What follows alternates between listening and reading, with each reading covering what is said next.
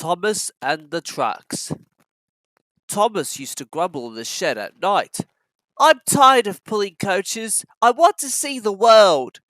The others didn't take much notice, for Thomas was a little engine with a long tongue. But one night, Edward came to the shed. He was a kind little engine and felt sorry for Thomas.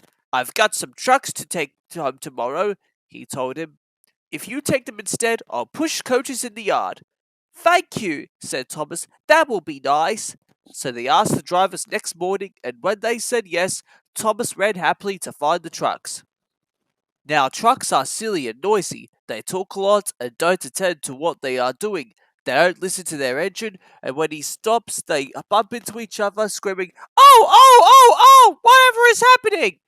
And I'm sorry to say that they played tricks on an engine who was not used to them. Edward knew all about trucks. He warned Thomas to be careful, but Thomas was too excited to listen. The shunter fastened the coupling, and when the signal dropped, Thomas was ready. The guard blew his whistle. "Peep, peep," answered Thomas, and started off, but the trucks weren't ready.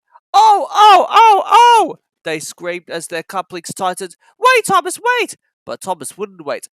Come on," he puffed to the trucks, grumbling slowly and out of the siding onto the main line. Thomas was happy.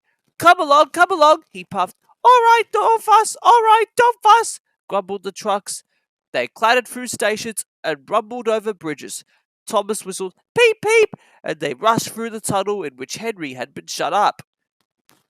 Then they came to the top of the hill where Gordon had stuck. "Steady now, steady," warned the driver, and he shut off steam and began to put on the brakes. We're stopping," called Thomas. "No, no, no, no," answered the trucks, bumping into each other. Go on! And before his driver could stop them, they had pushed Thomas down the hill and were rattling and laughing behind him.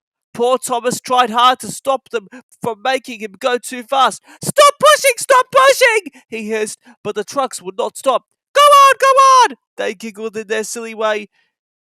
He was glad when they got to the bottom. Then he saw in front of the place where they had to stop. "Oh dear, what shall I do?" They rattled through the station, and luckily the line was clear as they swerved into the goods yard. "Oh!"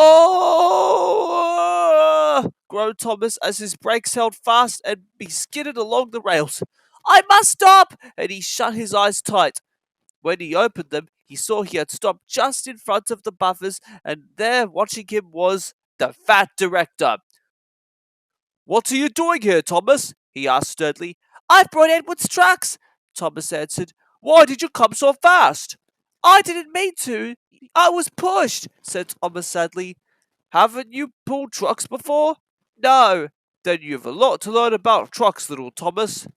They are silly things and must be kept in their place. After pushing them about here for a few weeks, you'll know almost as much about them as Edward. Then you'll be a really useful engine."